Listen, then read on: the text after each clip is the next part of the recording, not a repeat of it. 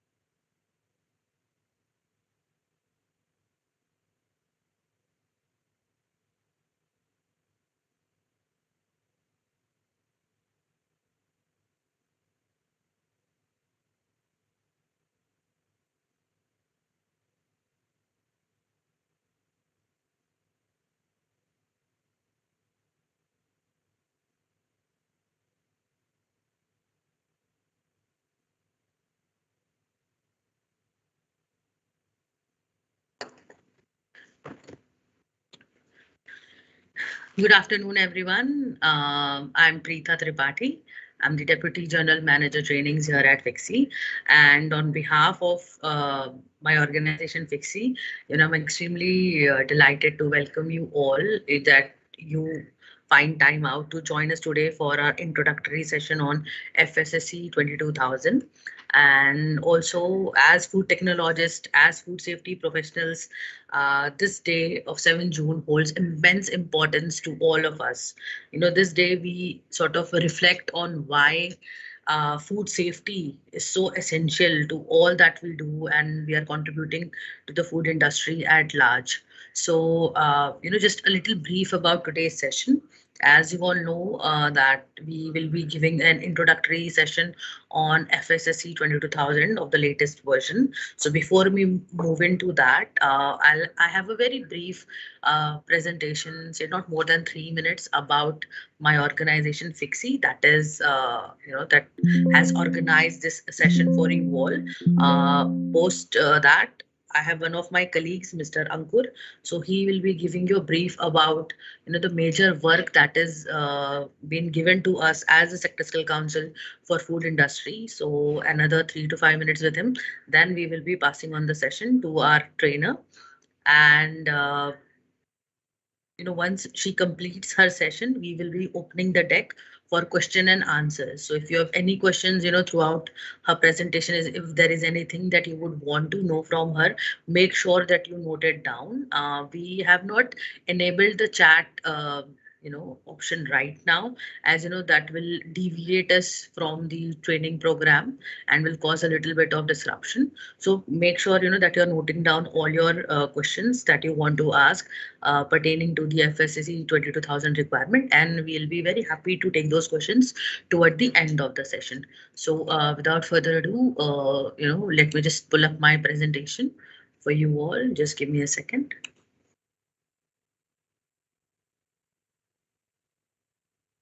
I hope my screen is visible to everyone.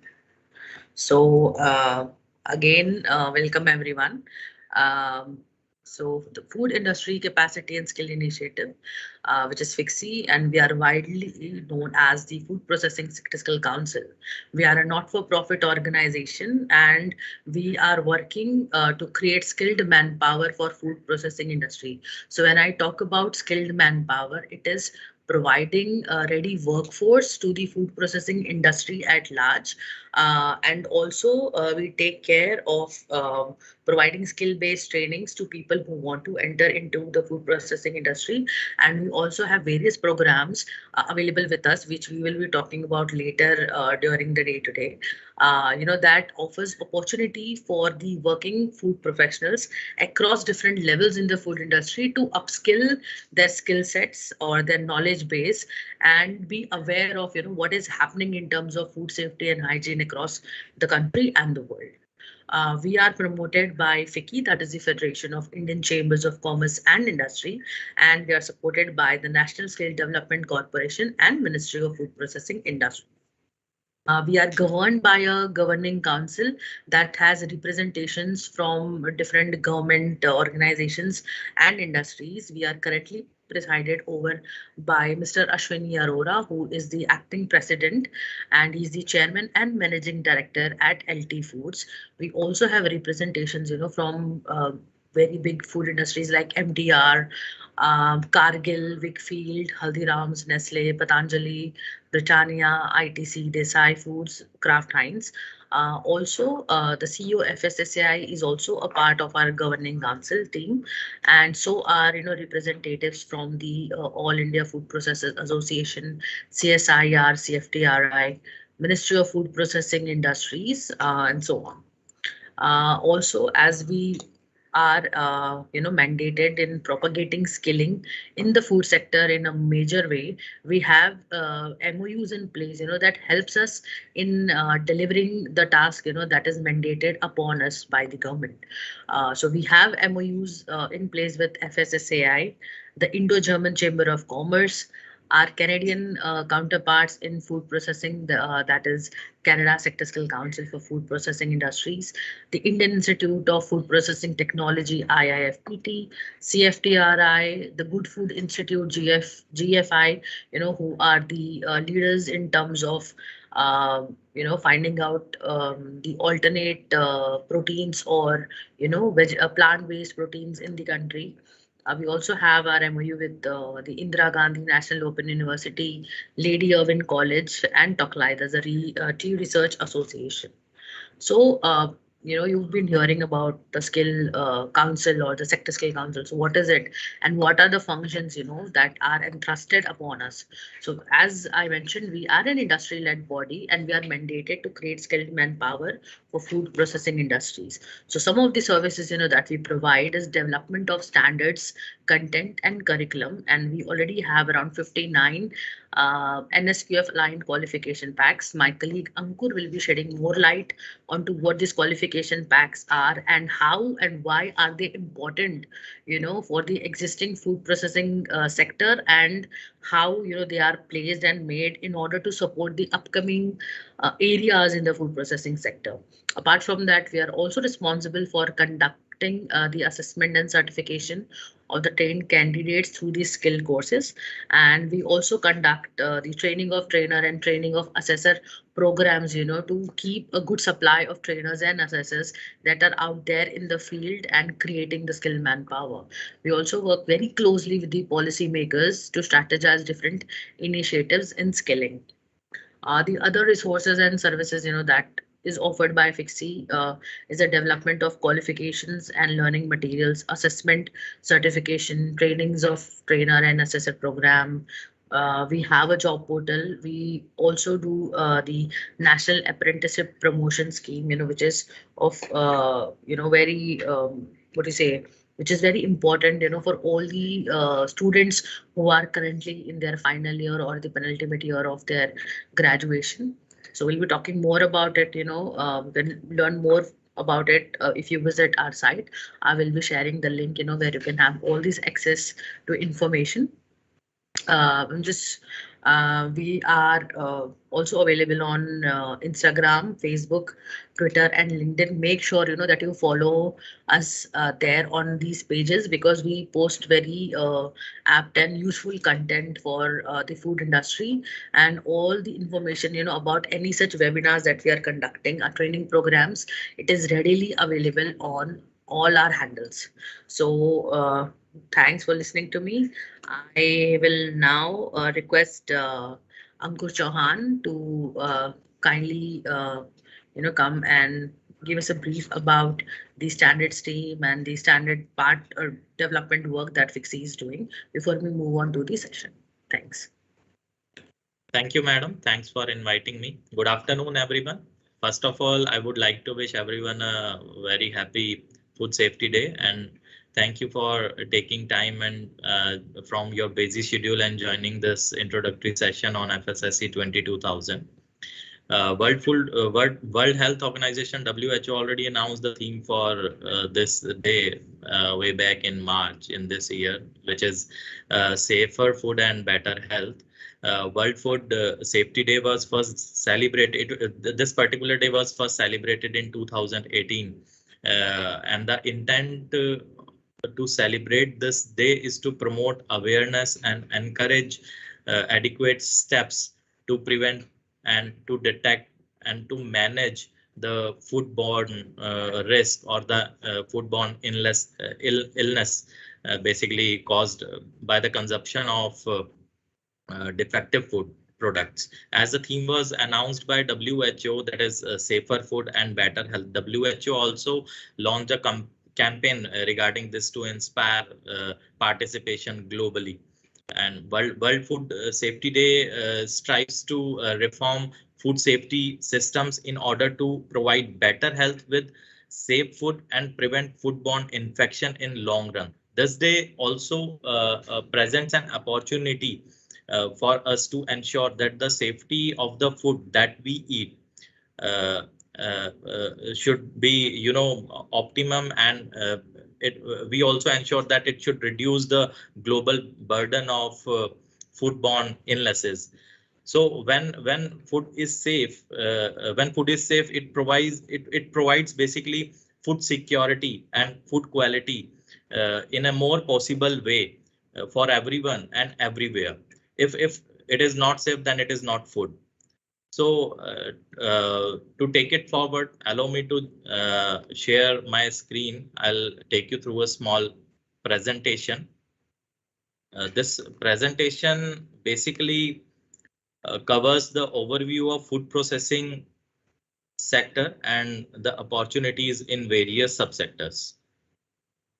I hope my screen is visible. Yes, it is visible, Ankur. You can play the slideshow. Okay, thank you, Preeta.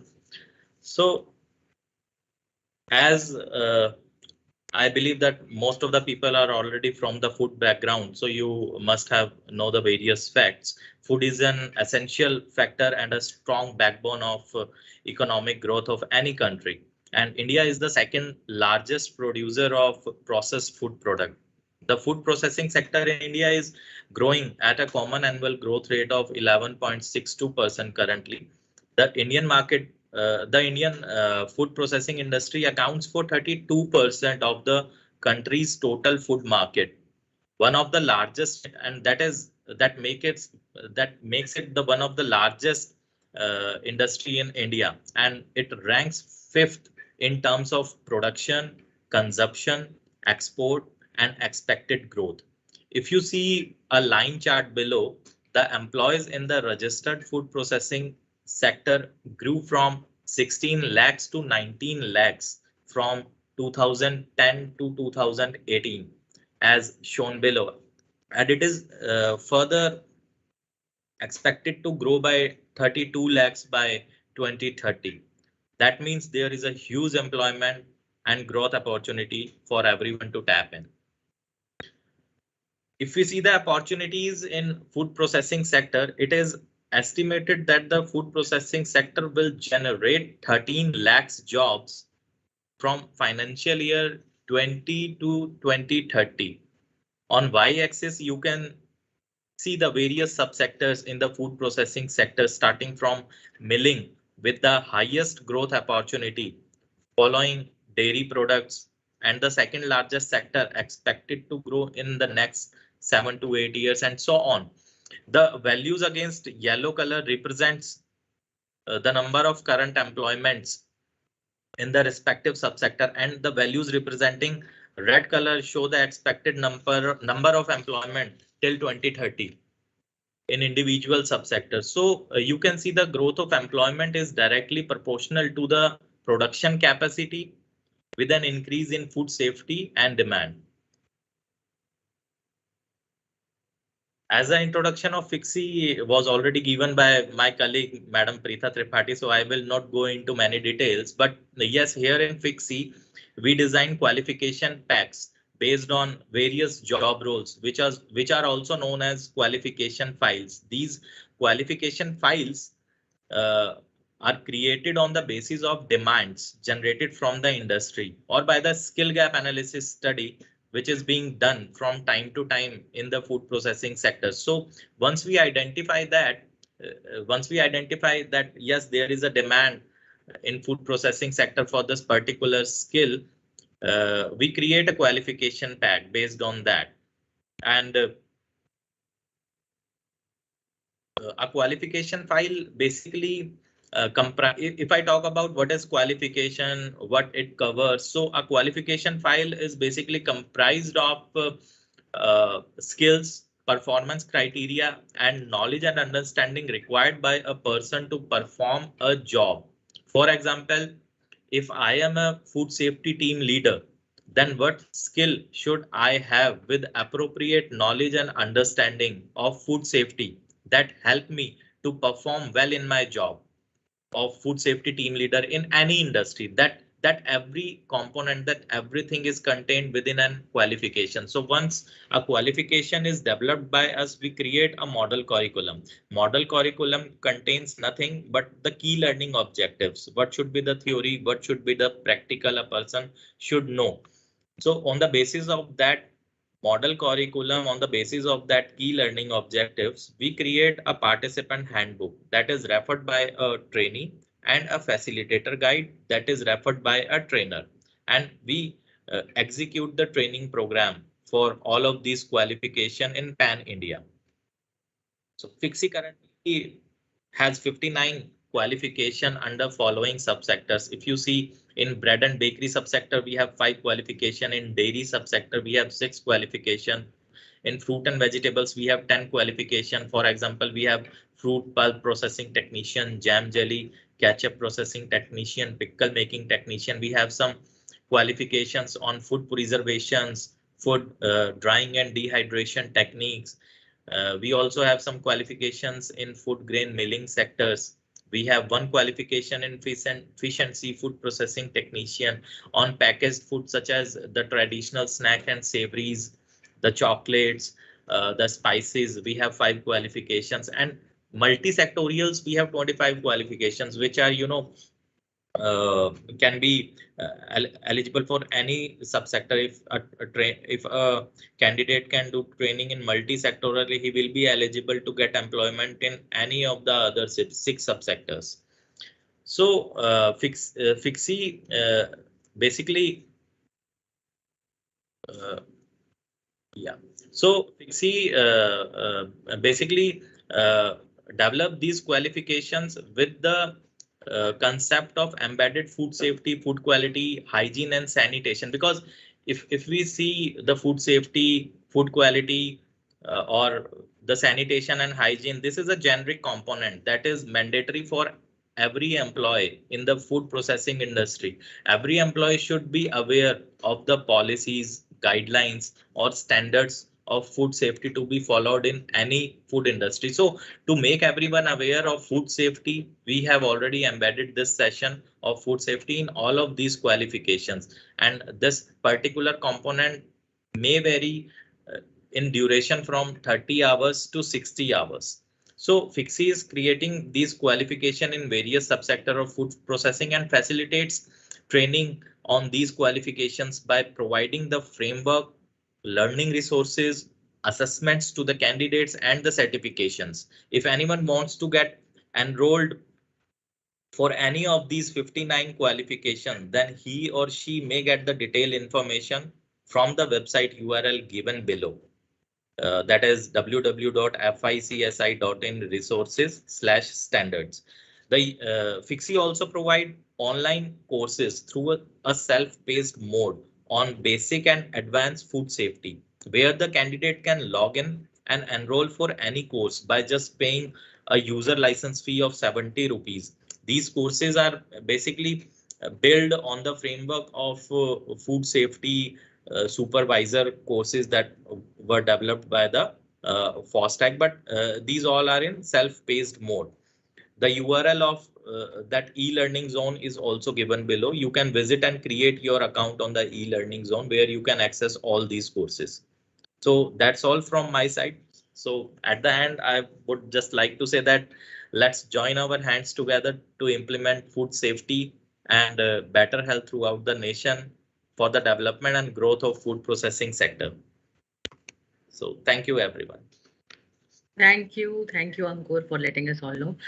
So now we will be moving towards the actual session on the FSSC 22000. So as this is a training program, all of the participants who are attending, who are with us here today, they will be receiving a certificate of participation. So towards the end of the session, when we open the deck for questions, we will be taking note of your email IDs. All right, and I'll let you know the steps of getting the certification from us. All right, so now I'm very delighted to introduce to you the trainer for today, Dr. Mamta Prajapati. Ma'am comes to us, with an experience of over 20 years of working in different sectors of the food industry in India, and she has been conducting the FSSC 22000 internal auditor and FSSC 22000 trainings for over 8 years now. So thank you, ma'am, for joining us, and I'm passing over to you to start the training session. Happy learning, everyone. I hope this session is informative and it answers few of your questions throughout the session. So thanks. Thank you, Pritha ma'am, for the invitation and for such a nice introduction. First of all, since it's World Food Safety Day, so FICSI wishes you a happy and safe World Food Safety Day. As the today's campaign by WHO says that safe food for better health. This is the logo, or this is the campaign given by WHO. And from where it all started. Since food is there, safety should always be there. Food is something which should always be safe. So here I, Dr. Mamta Prajapati, who is Manager Learning and Development at FICSI, welcomes all of you for the today's session in today's introductory session on FSSC 22000 version 5 to 5.1. As the number says, a long journey had been had with this FSSC 22000. So during the session, we would also discuss how this FSSC 22000 emerged, how it all started with the food safety and finally landed in the form of FSSC 22000 version 5.1. Now to mark this day, the United Nations General Assembly started the World Food Safety Day in the year 2018. It was just to raise the awareness regarding the food safety issues. Since food is something which is perishable in nature, and at times it also get destroyed and damaged either through physical mode, chemical mode, or microbiological mode. Some modes can be seen, some hazards could be seen, but at times most of the issues remain unnoticed, and such unnoticed issues cause health destruction to the human. And for that, the World Food Safety Day is celebrated on June 7 every year by WHO. And this year, WHO had launched a campaign for global participation with the theme Safer Food with Better Health. And this day is annually being celebrated to prevent, detect, and manage foodborne risks and to improve the human health. A report from WHO says that globally, 1 in 10 people are affected by foodborne diseases annually. And what to do for this? We need safe food. And safe food is a symbol for good health, while unsafe food, what it can do? It can cause so many diseases. It can go for worsening health conditions, and such worsening health conditions could lead to impaired growth and development in children, can cause micronutrient deficiencies in the crowd, may it be children, may it be women or men, and can also cause non-communicable and communicable diseases for the mass. Finally, it can also lead to mental illness. So a big question arises here. Are foodborne diseases visible to the eye? No, they are not visible. They only occur when they are symptomatic. We can see only them through the symptoms. So what we can do, what to do to mitigate it? And in this mitigation system, we need some developed standards and systems to manage food safety. And from where did food safety start from? It all started way back in 1969 with the origin of Hassab. And Hassab, as we all know, it stands for Hazard Analysis and Critical Control Point. Now, this Hassab, it was a small baby of a group of engineers from Pillsbury Company who were designing food for the astronauts at NASA. And during the designing of food for astronauts, they found that they can't go out with any of the minutest hazards into the system for the astronauts, because in the space there is nobody to take care of them. So at that point of time, it was that the story of Hassab started, which later was taken up in the form of Codex Alimentarius, and Codex Alimentarius gave a name to Hassab. Initially, Hassab consisted only 3 principles. The first is identification and assessment of hazards with any type of food product with which we are working with. The second is determining the critical control points so that the hazards could be controlled. And third one is establishing a system to monitor these critical control points. But with the passing time, now Hassab evolved, and finally now we have some 12 steps to implement it into a system with the 5 preliminary steps which say, what do we need whenever we are working with a system? We need a team. So first we will build a Hassab team. And what would this team do? This team would in turn study the product and describe the product in detail. This detailing is very much required because if we are not knowing the product in detail, how would we know the related processes and the associated hazards? Then the next comes the intended use, a very important part. Like we use milk. Milk could come from a milkman. Milk could come from in the form of pouch milk, pasteurized milk, and milk could come in the form of powdered milk.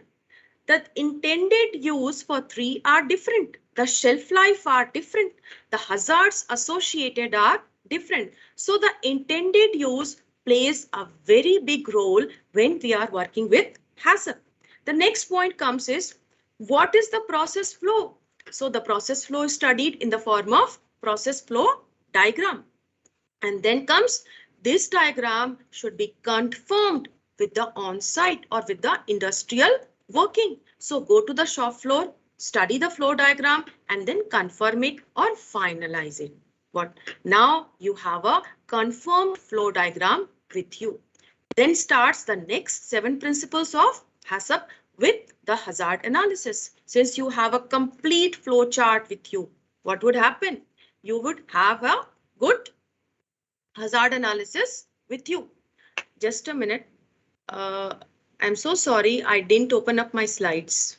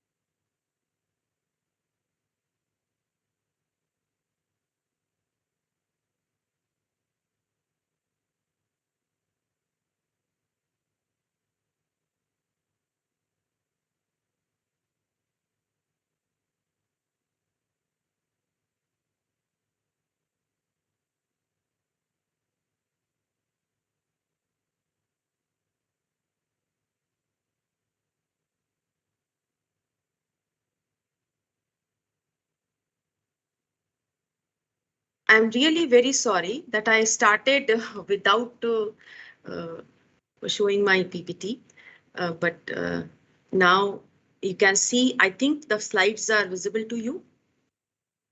So welcome again. FICSI is welcoming you for today's session.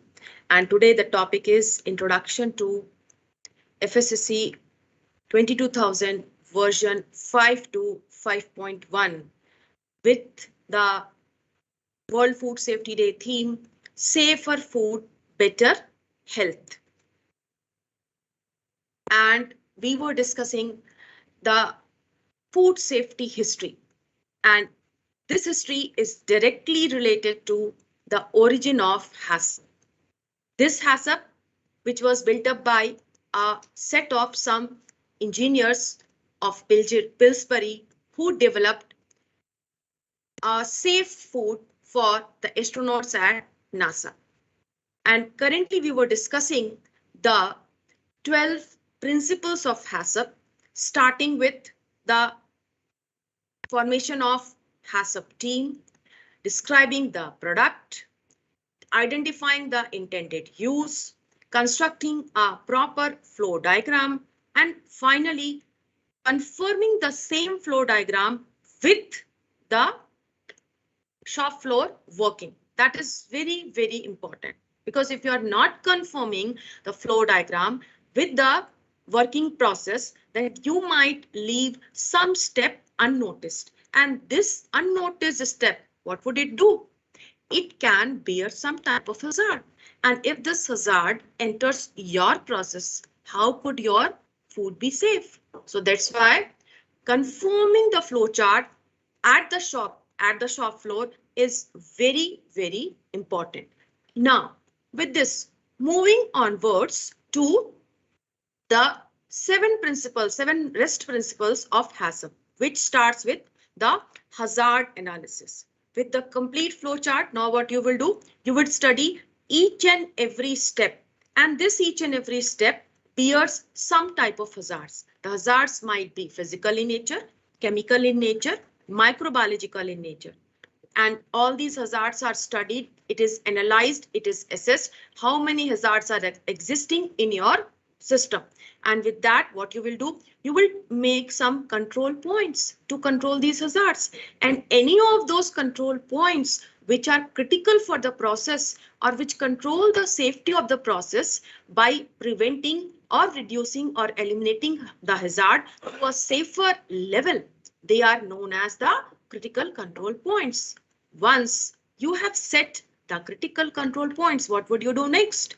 You would go for setting the critical limit, because limit is something with which you would work out with how much far you need to go with the temperature, or how much safer is the temperature to keep at 100 degrees centigrade or 90 degrees centigrade or 100.1 degrees centigrade or 100.5 degrees centigrade. So how would you decide what the limit is?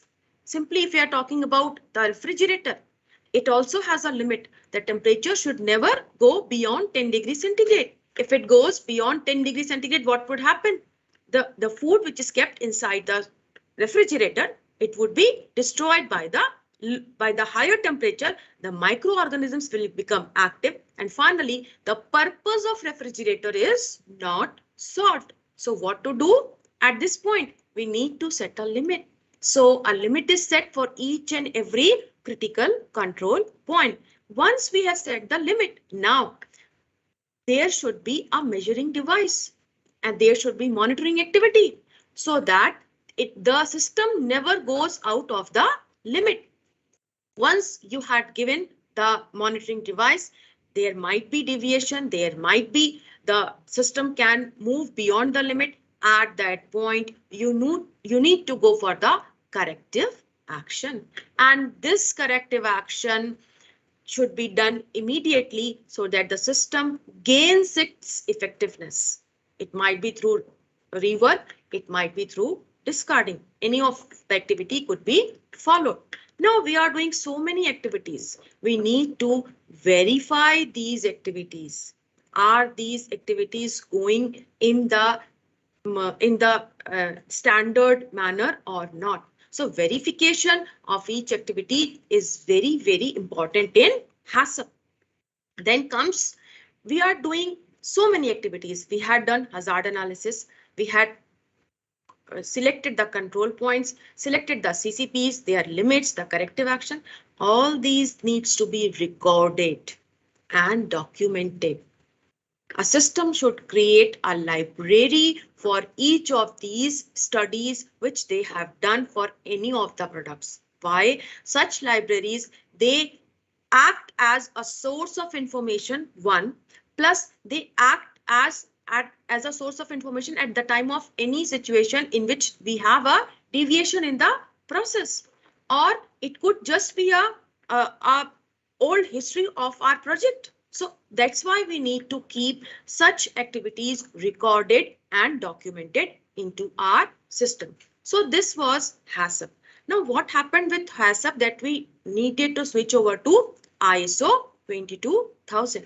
Since Hassab developed, Hassab was moving smoothly throughout the world, but since it was not a standard and it was not being incorporated with other systems, so the companies, they started using it as per their wish, as per their benefit, and this created huge problems into food safety.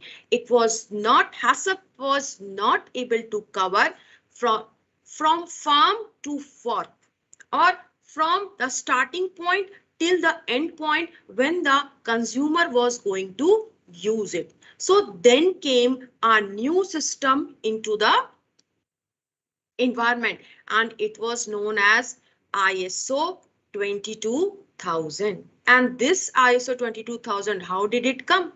We all know that each and every system has a quality management system, and this quality management system improves or works with the quality of the system. At the same time, the system can also have a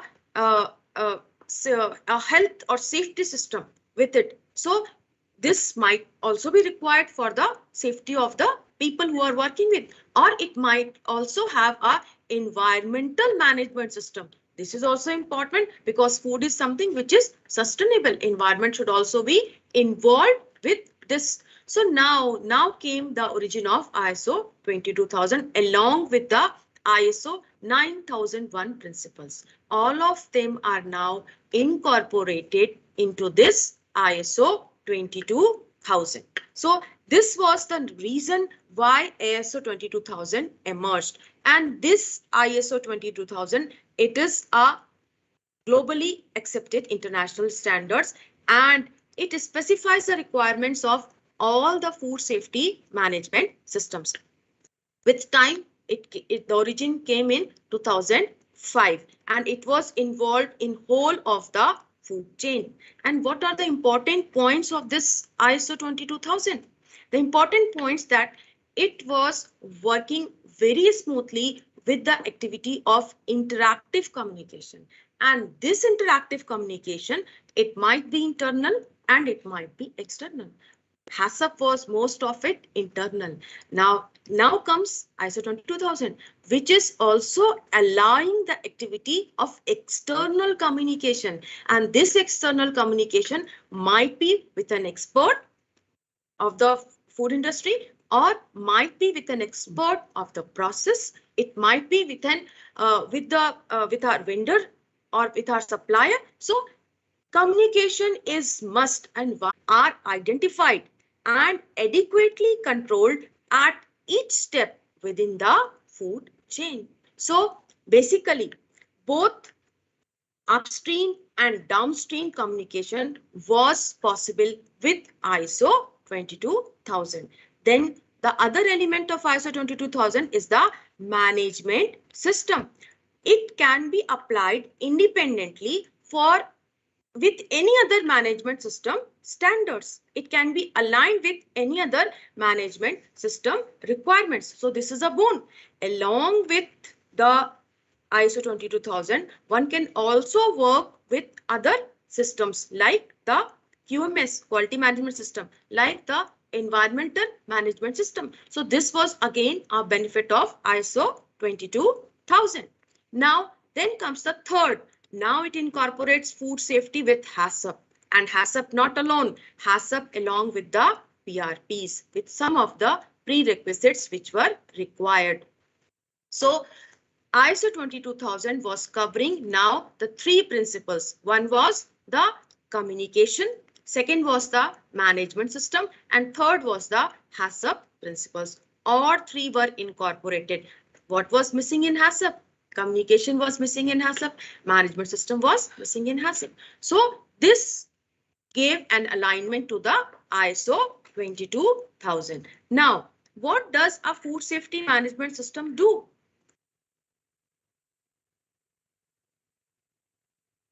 Basically, a food safety management system controls each and every activity of a system from the starting point till the end point. And this, what does this help? It equally helps in developing the process. And as you can see on the slide, it all started way back after Hassab. We needed a system specifically for the food and drink industry. And with that, the ISO 15161 guideline came, which helped in development of ISO 22000-2005. With this ISO 22000-2005, again, a new system was required, and that system is known as Food Safety and Standards System Certification, and 22,000. Now, there was some lacuna in ISO 22000.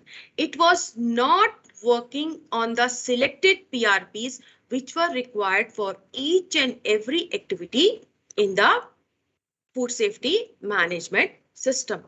While at the same time, the Gfsi did not approve ISO 22000. GFSI is a globally approved body made up of the stakeholders, the retailers, the distributors who are already working in the industry. They did not approve ISO 22000. So what was the need? There was a need to develop a much more stable, a much more sturdy system. And for that, GFSI gave an approval to FSSC 22000 along with PAS 220. So FSSC 22000 initially evolved with ISO 22000 plus PAS 220. PAS 220 gave all the basic PRP requirements required for any type of industry in the manufacturing sector. Now, again, since the system shows every food safety management system, what it says, it should go for continual improvement. Without continuous improvement, nothing can work in food safety. We all evolve with time.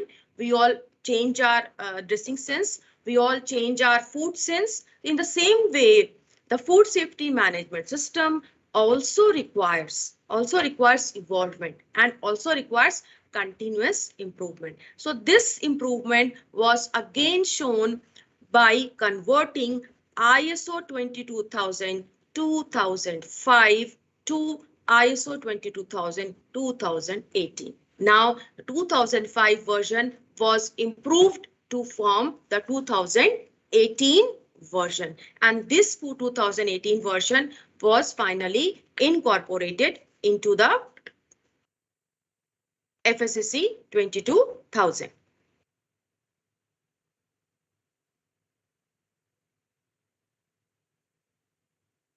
Just a minute.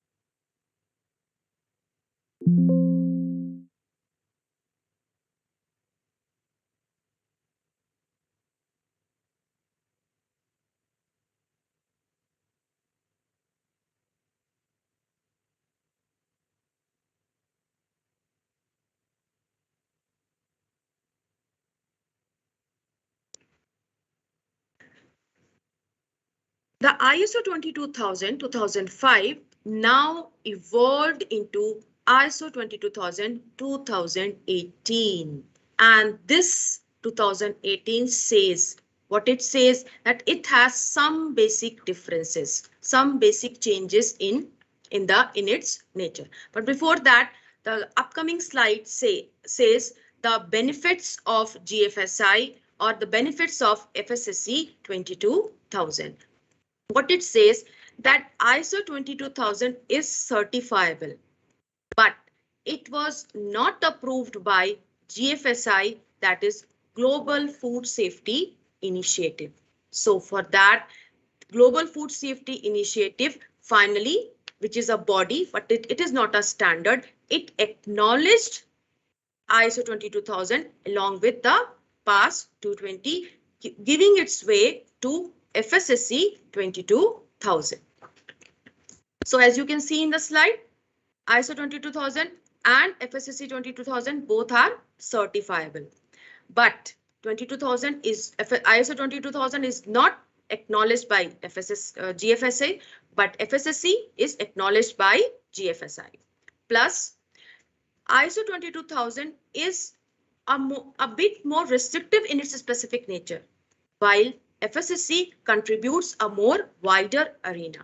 Though the scope is wide for ISO, but FSSC makes its way out with keeping food safety more in focus from far to far, so that the food which reaches to the end consumer is safer in nature.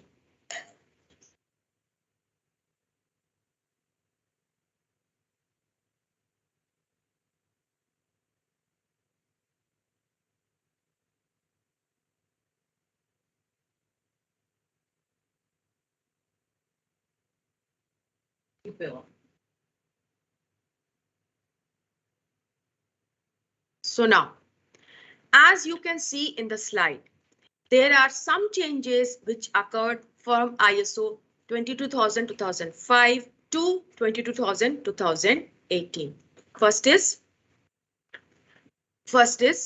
FSMS. What they changed, the first major change they did is all the management systems which were in the environment, they all had different set of clauses. But with the coming of ISO 22000-2018, all the management systems now had the common set of clauses and they were numbered from 1 to 10. So we can see in this slide the comparison between the changes of clauses in 2005 to 2018. The clause number 4, which was related to FSMS, clause number 5, which was related to management and responsibility. Now it was converted into 3 clauses. One was the context of the organization, setting the limit of the organization was very, very important. The management responsibility was more elaborated. What happens mostly in the system? The business is run by the management, but the technical part is run by the food technologist or the technical people who have gained knowledge through their studies. The management thinks that there is no need of a food safety management system. They do not provide the right leadership, right management, right resources. So that's why the 2018 made it more elaborate in terms of management responsibility. They said that leadership should come from the management. At the same time, the planning should also come from the management. If leadership and planning is provided, then the technical person who are working with the system, would be able to develop a more robust food safety management system. And in turn, what they will do? They will develop better SOPs. They will provide better trainings. And finally, what would happen? A sturdy system would develop, which would work for food safety. At the same time, the clause number 8, clause number 6, resource and management was converted to support and documentation. Then clause number 7, planning and realization of safe products was converted into more elaborate clause number 8 named as operations. Now this operations covers all of the Hassab, everything related to Hassab. Its hazard analysis, the control points, the CCPs, the PRPs, the OPRPs, the corrective actions, the deviations. So see friends, Hassab is the base for any system. And whenever you require an in-depth knowledge of Hassab, you can always visit the FICSI website and get yourself registered for the Hassab overview and Hassab implementation course. It would be your benefit to get these courses learned during your studies only. You are still a student. And if you are as a student, you know Hassab in in-depth manner, then you will be able to put your 100% in the industry whenever you enter an industry. So you are always welcome on the FICSI portal to join any of the Hassab programs which are running and on the timeline or on the calendar which is shared on the FICSI portal. So you are always welcome. Please join, and whenever you require the Hassab overview or Hassab implementation course. Then comes the next clause. Clause 8 of 2005 says validation, verification and improvement, but it is converted into performance evaluation and improvement in case of 2018. So this structure says that now 2018 has a standardized high level structure. And as you see the last clause, performance evaluation and improvement is always required. What we are doing right now, we are with just a small seminar. But if it was a training program, what would happen? You would have to go with a small assessment. And what does this assessment say? The assessment says about your performance evaluation. And in turn, what you can do? You can improve yourself by getting a certification. So all of it is very well interconnected, whether it be studies or whether it be training or whether it be a food safety management system.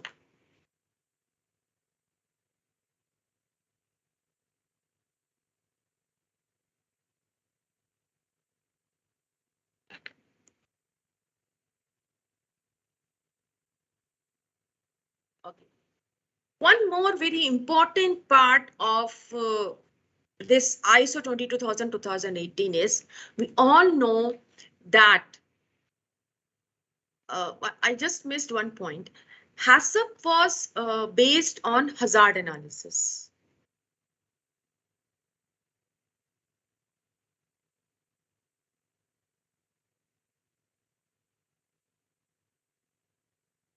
Just a minute, please.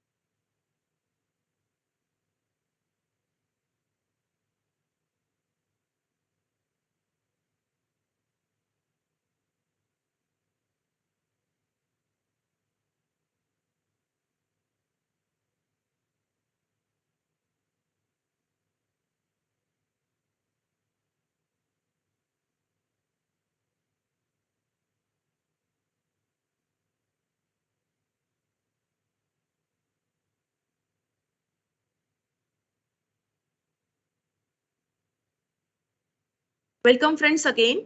Sorry for the disturbance.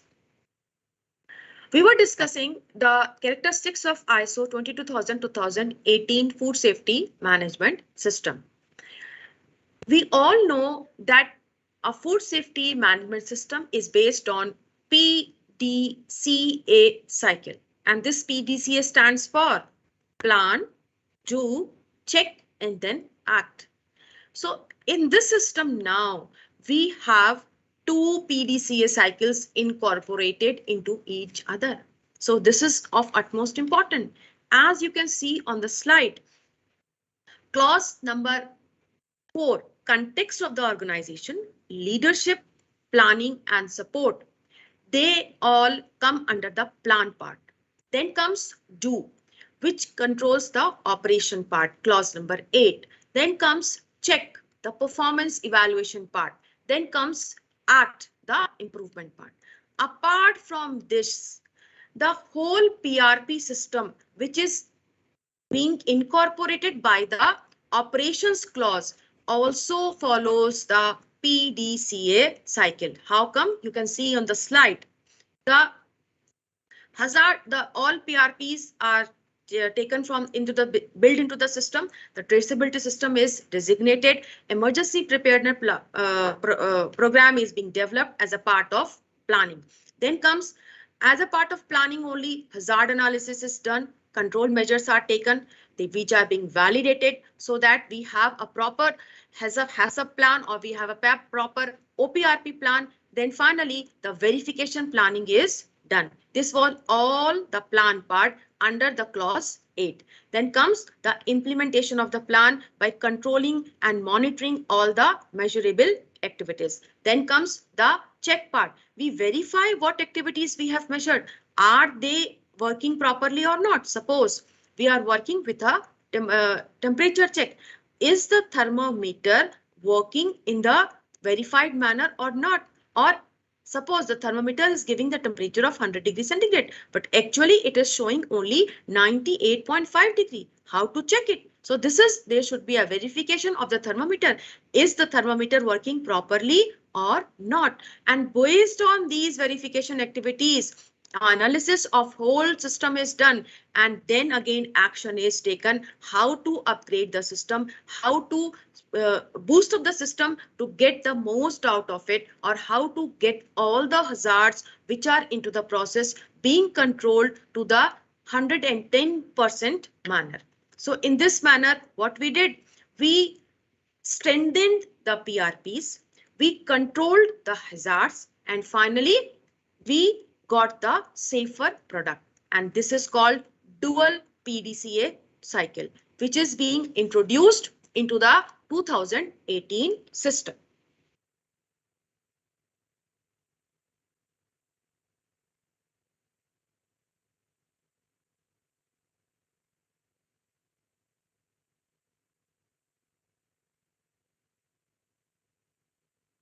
Okay, now comes Fssc 22,000.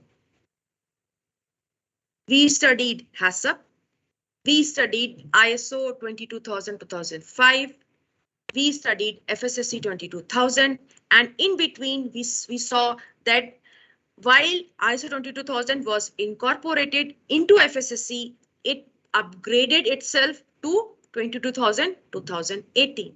So basically, Fssc 22,000 is made up of 3 elements. One is the ISO standard 22,000. Second is the prerequisite programs, which gives the sector specific systems based on the ISO technical standards, or we can say PAS, which is still working in the system. And the last is the additional requirements, which is set up by the Fssc standard, so that the consistency, the integrity of the system is managed and a good governance occurs under the Fssc 22,000 scheme. Now this Fssc 22,000 is based on the international standards, and it is being controlled by the Global Food Safety Initiative, which is a body made out of the stakeholders who are mostly retailers and distributors or other stakeholders working into the food processing system. This is a non-profit organization, and it is providing a leadership to the whole system. Though it works as a body, but it provides certification related to ISO 22,000. So moving into the details of ISO 22,000, the version changed from original ISO 22,005 to 22,000-2018. And with this version change came the version 5. As you can see in this slide, there are 3 main components. One is 22,000-2018. Second is the prerequisites as known by the industry, the basic requirements for the industry it might be infrastructure, it might be the different facilities like water, machineries, it might be the hygiene, good manufacturing practices, it might be the good warehouse practices, it might be the good storage practices. All these come under the prerequisite programs. And the third one is additional requirements. Now, if we look into the prerequisites, you can see the different standards which are mentioned under ISO Technical Standard 22000 series of X.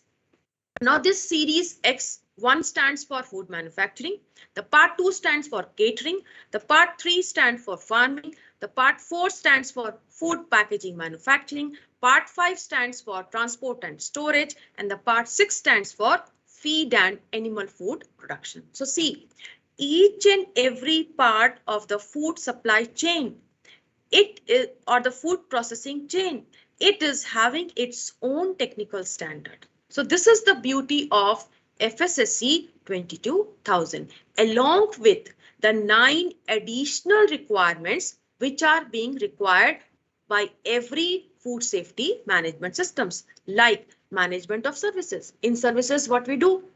We might take some of the raw material from other vendor. We might supply also to some other body. So during these management of services, there should be a proper SOP. There should be a proper guideline how to control these services. Then comes product labeling. Food, it should always be labeled. It should never be without label, because the end user should know how to use it, how to store it, what are its properties. So this should be a knowledge imparted by the product label. Then comes food defense, which controls the threats, food fraud mitigation, which controls the vulnerability, the logo use, the management of the system. Then comes environmental management system and formulation control, and last is transport and storage. So these 9 principles were upgraded in FSSC version 5. And if we move onwards towards the FSSC version 5.1, we will see that some more additional requirements have been added to the system, like, as we can see here, the management of services and purchased material. Product labeling, it was same. Food defense, food fraud mitigation, logo use, management of allergens, environmental monitoring, formulation of products. This has been added. Then transport and delivery, storage and warehousing is a new point which has been added.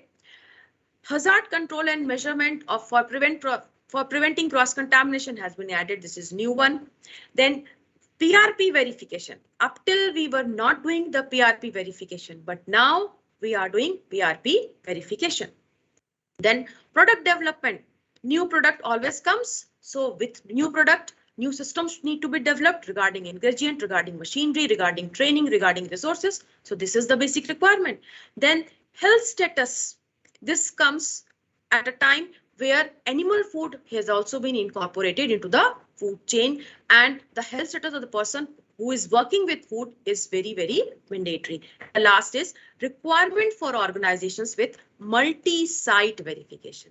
Now, there are some systems in which the system is the activities are running at different sites. So in such case, the multi-site certification has also been given by FSSC 22000 version 5.1.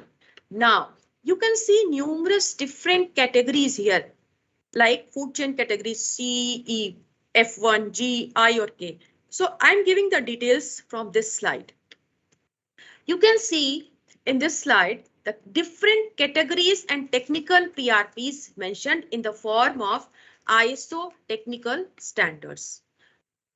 The importance of FSSC is that it covers each and every part, each and every parameter of the food processing line. May it be farming, may it be processing, either of perishable or non-perishable, may it be animal feed or a pet food, or it might be a catering unit, it might be a retail or wholesale, and even the food which is transported and stored also comes under the purview of this, plus all the packaging material in use. also covered under this. Along with that, the small amount of different biochemicals, or the layman term additives, are also being covered under this. So looking into this slide, we can see that we have two categories in the agriculture sector.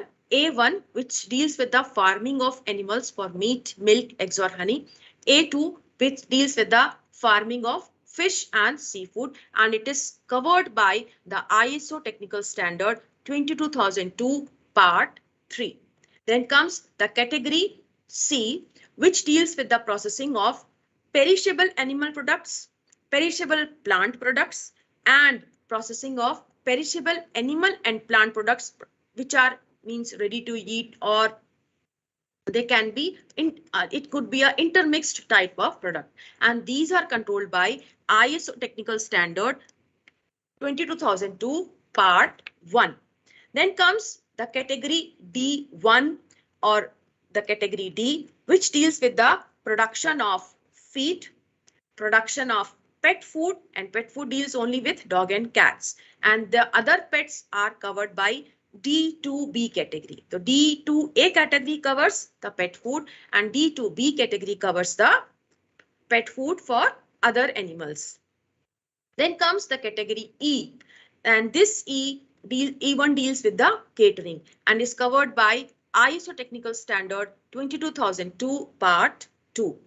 Then comes the retail and wholesale category, named by F1, and the technical standard is still under process, and it is controlled by PSI PAS 221.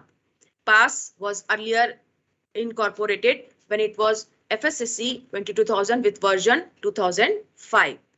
GI controls the transport and storage services for perishable food and feed, while G2 controls the transport and storage services for ambient stable food and feed, and these are controlled by ISO technical standard 22002 part 5.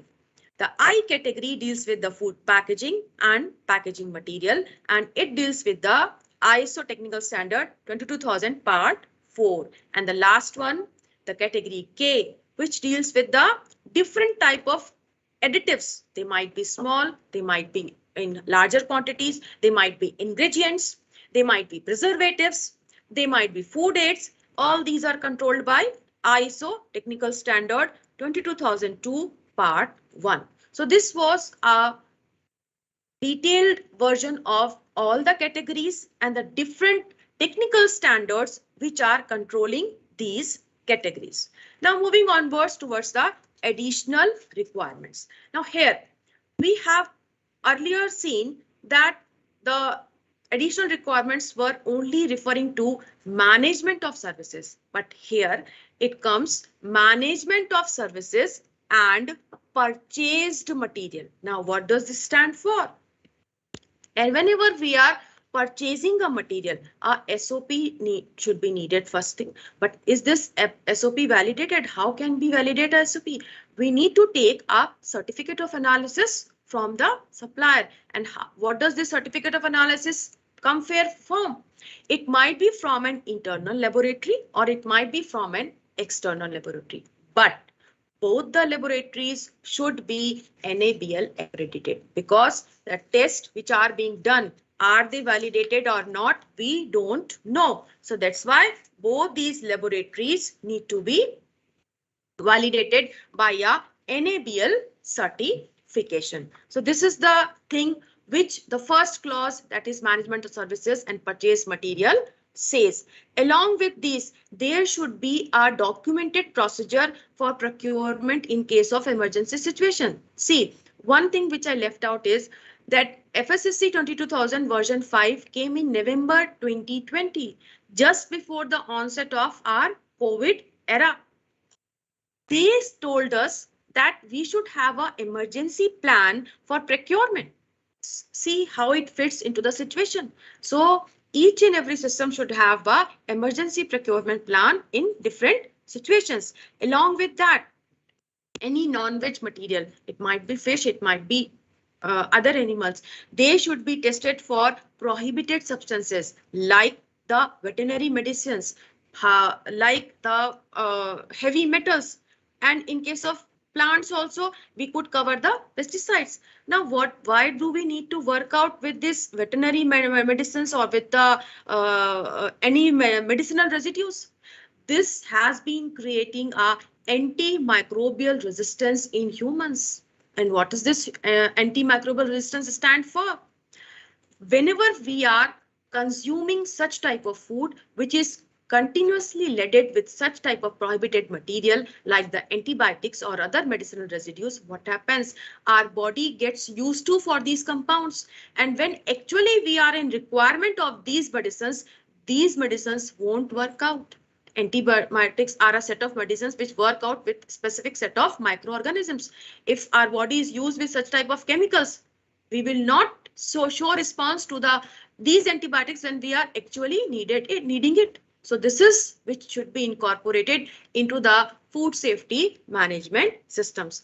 Then comes product labeling. This product labeling is mostly seen when the product is being sold to the consumers. But during the distribution part, when product is moving from one unit to other unit and it is still not in the process of being selling out to the consumer or selling out to the end user, it is in the intermittent stage. It might be in a big silo or in a big container. At that time also the product should be labeled and the information should be provided to the customer to whom we are serving to. This is mandatory by FSSC 22000. Then comes food defense. Now food defense controls any of the threats which are present in our food safety management system. And for this threat, what we will do? We will develop a threat management system or a threat plan to control the threats in the system. Again, this course is also present on our FICSI portal. And threat is something which is mostly done by intentionally by human beings. Then comes food fraud mitigation. Fraud, as the term say, it is a negative term, and this negative term is being converted into a positive term by putting the term mitigation. So fraud is being mostly done by any of the people in the industry to have economic gains. But such economic gains, what would it do? It would create unsafe food into the environment.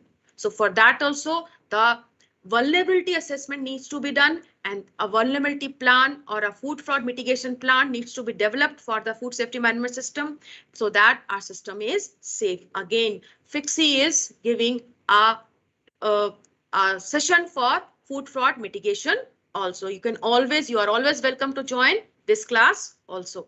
Logo use. Once the system is certified with FSSC 22000, this certification logo can be used only by the system on its website, on its printed material, or any of its papers, but not on the product. It can never be used on the product. This is something which is prohibited by FSSC 22000. So any of the certified organization cannot use the logo on its product, on the labeling, or on any of its packaging, may it be primary, secondary, or tertiary, or in any other manner related to its process. It can only show it on the website or any of its printed matter. So this is something required by FSSC 22000. Then comes management of allergens. Earlier, management of allergens was there, but it was not specified for the different categories. Now we can see the different categories. Category C means processing for perishable plant and animal products. Category E, catering. Category F, retail and wholesale. Category G, transport and storage. Category I, packaging and packaging materials. Category K, for any type of food ingredients. So for all these, there should be a allergen management system. And how we can do? First, we will analyze the risk of allergen. Then we will manage the allergen through allergen management plan. We should know the different allergens into the system. So This is also something which you can learn on the FICSI portal. Then comes environmental monitoring. Earlier it was generalized. Now it is being specific with the food chains, like the category C, processing of perishable products and plant and animal products. I for packaging and packaging products. K for food ingredients. Why environmental monitoring is specific? Because the system in which it is running, it should be safe and clean. Or in case of packaging, there should be no cross contamination. There should be no cross contamination from process to product. Because if there is cross contamination, what would happen? It can seriously cause a mismanagement or unsafe food product. Then comes formulation of products, which is specifically mentioned for category D. Category D is for animal feed, and this category says that any of the animal feed product, it should be safe enough for the animals, causing no adverse health impact in terms of nutrition. All the system, all the ingredients which are in use into the product, they should be safe enough to be used for the animals. Then comes transport and delivery for the category retail and wholesale. During delivery, food defense could occur, food fraud mitigation could occur, and to control this, what we can do? We should have a proper procedure, proper documented procedure to control the transport and storage. Then comes storage and warehouse. This is for any of the categories, and this has been newly added to Fssc version 5.1, which says that follow FIFO and follow FIFO. First in, first out, and first expired, first out. Then the new parameter added to version 5.1 is hazard control and measures for preventing cross contamination for the food chain categories C and I. There should be no cross contamination, means if we are working with any of the products, then specifically this is mentioned for the non-veg products, where there should be proper inspection of the slaughtering process and no cross contamination should be occur during the process. And in case of packaging category, the packaging material and the food, there should be no cross contamination between these two processes. Last note, it is the 12th point, PRP verification. We have all studied that PRP are the base of a food safety management system. The more we strengthen the PRP, the more the robust is the system is, or the more PRPs are in place, the less the CTPs are in the system. Fssc version 5.1 says verify your PRPs. Means you need to see whether your base systems are working efficiently or not. Like one example is, are your pest control systems working efficiently or not? Verify it. So make a procedure to verify your PRPs, and this is applicable to categories of processing perishable plants and animals, animal feed, storage and transport, packaging material, and the food ingredients. Then comes product development. This is an era of product development. New products enter in the market and they are sold like hotcakes. Like in today's scenario, the health drinks are the buzzword. People are making health drinks and selling it out. But had they done the whole analysis for it? The ingredient in use, its proper uses, the MSDS for the ingredient, the machinery in use, the specific training required for the personnel who are working with it. So all these things needs to be managed while product development. A proper SOP need to be defined, and it is to be worked for the category for perishable plant and animal products, animal feed, catering, retail and wholesale, packaging, and the food ingredient industry. Then comes the health status, is specifically for the people who are working with animal feed. They should not have any type of, they should not pose any risk to the system. So before entering into the food chain of category D or working with the system, they should get their health checkup done so that they are not posing any risk. They are not carrying any of the disease to the system. So this is the specifically for animal feed industry. Then the 15 point says requirement for organizations with multi-site certification. There are many organizations who are working at different points. So they should have a central hold on it, define the responsibilities of each and every group and every person, so that internally they are interconnected by a central point.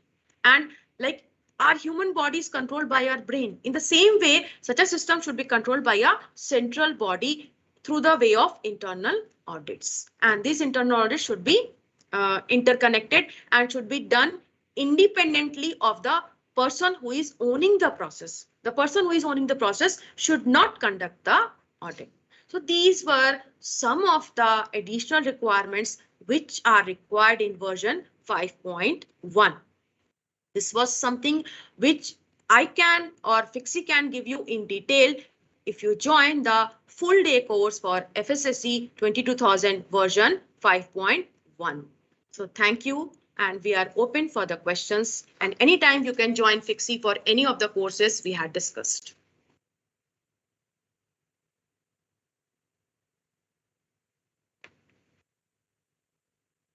Thank you, ma'am.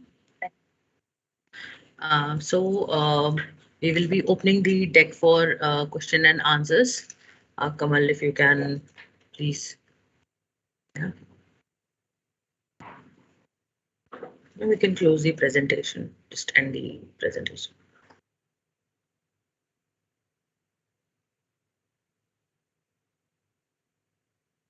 Done. So, dear everyone, I think the chat is enabled now. So if you have any questions, we'll be happy to take that and answer.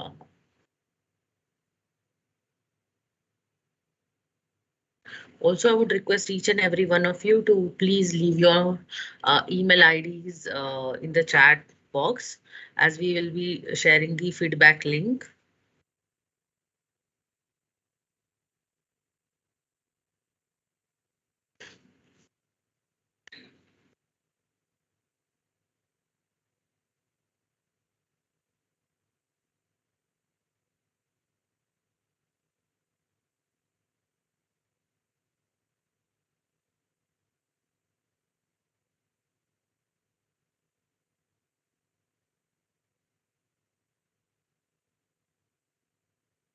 So we have got a first question. I think this is from Mr. Amitabh Srivastav. Please share how many zoning is required in environmental monitoring program. Mr. Amitabh, it is all based You're on mute. Okay. This question is based on the processes with which you are working with. You need to divide your processes. Mostly it is into 3 zones. It is divided. The we can say the general risk zone, then the medium risk zone, and the high risk zone, or we can say the low risk zone, the medium risk zone, and the high risk zone, based on the risks associated and the hazards associated with your process. So basically, mostly it is 3, but still you can subdivide your zones if you want. So the next question is by P. Subramaniam. He's asking, does FSSC 22000 is recognized by FSSAI? FSSC 22000 is something which is globally recognized, and it is for the global. It is a global avenue which you need to work out with. When you are working in a system, you are providing your food product into export import category. Then you need to work out with FSSC 22000, and FSSAI in-house, it is something which is dealing with the internal Indian management system, and FSSAI deals with the Indian regulations. So basically FSSC 22000 is a global avenue. Whenever you are working out of the country, you need to develop your system with FSSC 22000.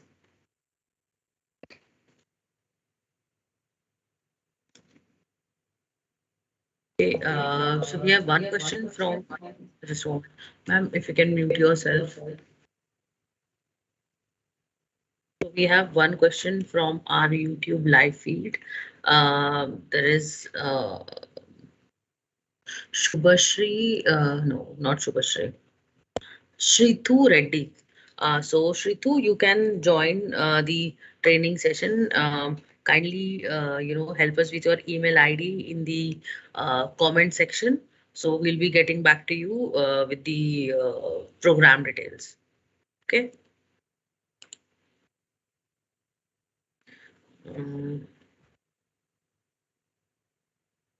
So I think we have one more question from Mr. Amitabh. He's asking hazard control and measures for preventing cross-contamination C and I. Which C subcategory is applicable in FSSC version 5.1?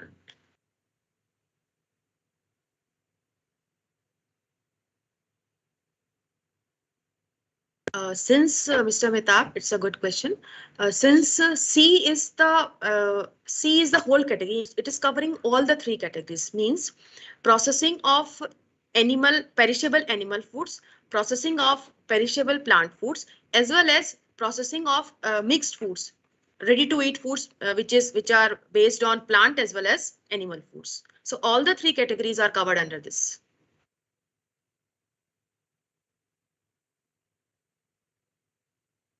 We have one question from Mr. Kunal.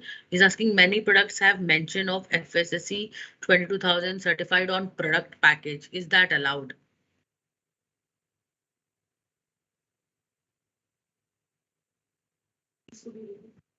So Mr. Kunal is asking many products, they have the mention of FSSC 22000 certified on the product package itself. So is that allowed? Actually, this is not allowed. And this is what the version 5 focuses on, that anybody cannot use the FSSC 22000 logo on their products. They can only use it on their website that they are following this food safety management system, but they can't use on the products. So this is something which should be bring into notice, and this is something which should be worked on by the body also. The action should be taken on. So we have one more question from Insha Noreen. Which training is more relevant for food professionals? FSSC 22000 or ISO 22000? Ms. Insha, we had done a detailed study of the history of development of food safety management system. Now we know that FSSC 22000 finally evolved from ISO 22000, and if we are going for the training of ISO 22000, FSSC 22000, then the whole of ISO 22000 2018 is being incorporated into this training. So you will be getting the whole insight of ISO 22000 2018 along with FSSC 22000 and plus the technical standard with which of manufacturing sector would also be taken into care along with the auditing rules, the ISO 9011. It will also be studied with the FSSC 22000 course. I think there is one question that is again, that's being repeated. So again, there's someone who's asking, what about this product? What about if this product is manufactured in FSSC 22000 certified plant? Can we mention it on the packet? I think as ma'am is saying it again and again, FSSC 22000 is the certification of the premises. It is not as a part of logo, it cannot be incorporated on the packaging material. ये एक ऐसा certification है जो आपके premise का, आपके plant का है. You can have this, framed in your organization or your manufacturing unit, but definitely it cannot be, that is what it is suggested, that you cannot incorporate it on your packaging ये आपका licence नहीं है, ये FSSAI का licence नहीं है, ठीक है, कि आप उसको एम्बॉस करके पैकेजिंग में यूज कर सकते हैं.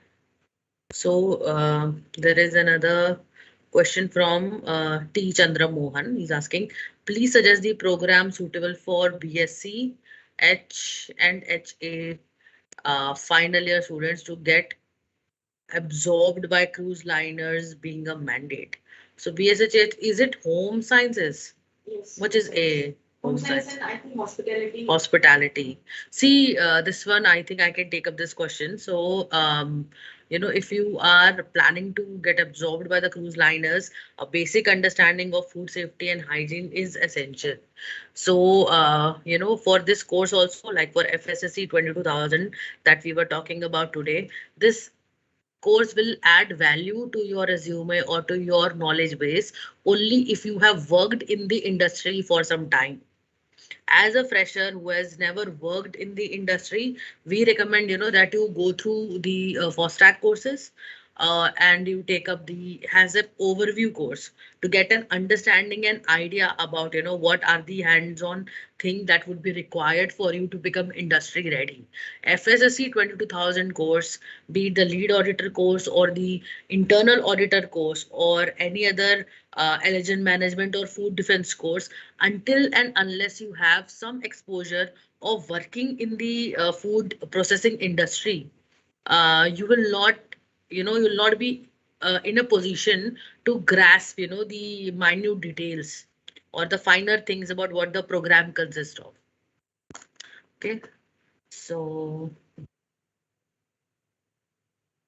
Pratiksha Patel is asking, FSSC 22,000 is compulsory in any food organization as ISO 22,000. I think me and ma'am, we would all agree that this is not a compulsory certification. This is something that the industry takes up in terms of sort of assuring their consumers that they are they are at par or they are on par with the existing global requirements of food safety. I think, ma'am, would you want to answer this a little better? Actually, yeah. FSSC 22,000, like we all studied today in today's session, that it all started with HACCP, and HACCP evolved into finally into FSSC 22,000. It all started with HACCP, but it's not compulsory. Every food safety environment has its own context. Like in India, it's being controlled by FSSAI, and for getting the you need to get the license first. And if you have a license, then you should have for every 25 persons who are handling food in your premises, one person should be trained under the FOSTAC training. So FOSTAC is compulsory in India. But if you are working in an environment where you need to elaborate your system more safer and work out with other committed food safety people, then you need to go with FSSC 22,000 because it covers all other management systems also. It goes at par with the environmental system, with the QMS system, along with the food safety management system. Plus, it gives you a good arena to work with MNCs, different MNCs. It might be within India and it might be outside India. So it is giving you a good opportunity to elaborate your business. And most of the bigger units, all the MNCs are being FSSC 22,000 certified. And if you want to enter such bigger organizations, then you can take up such courses of FSSC 22,000.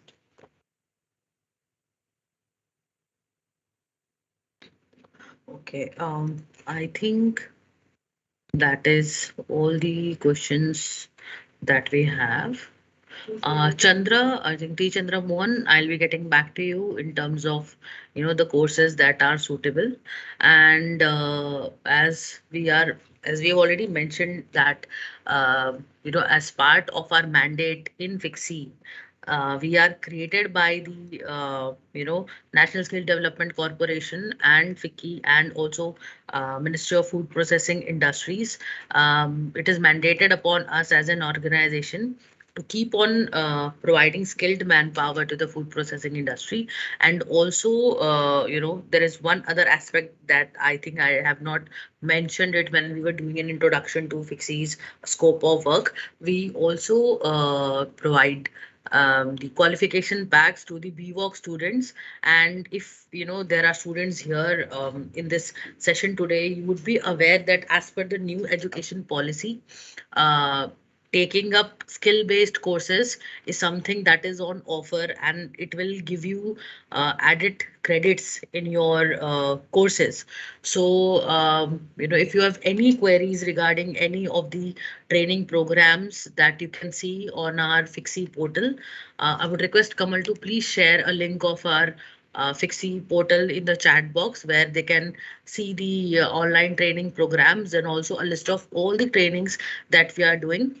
Apart from that, I'm also sharing my email ID.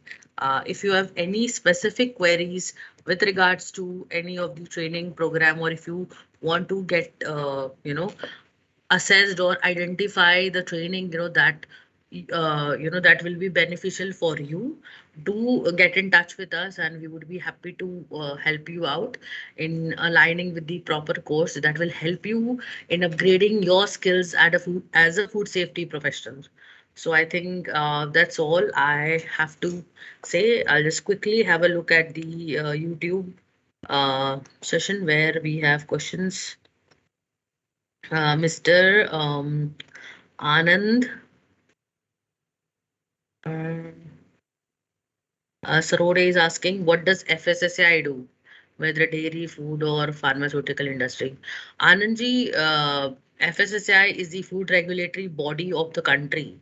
They're the Food Safety and Standards Authority of India, and any food business operator or any food business cannot operate in the country without having a proper FSSAI license or registration.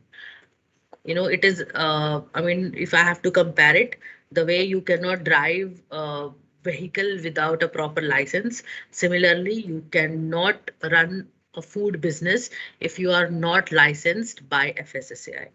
So any food business, it's a mandate and it's a law of the land that you have to have your licensing and registration done through FSSAI. I think that's all. We have taken almost all questions. In case any of the questions are left, we have shared our contact details with all of you. So make sure that you do get in touch with us. Also, as I'd mentioned at the start of the session, that we will be sending out a feedback link for today's session to all of you. Make sure that you fill that up and send it back to us. On receiving your feedback, we will be providing you the certificate of participation for today's session. Thanks again, everyone, and I hope we were able to, very briefly tend your queries on the FSSC 22000 on this, in this short session. Once again, I would like to, give my regards and thanks to each and every one of you on behalf of FICSI for attending today's session. I hope you had some good information and you're taking away some knowledge, and also a sort of a pledge that as food professionals, we will ensure that the food is safe for the consumers wherever we are. Thank you. Thanks so much.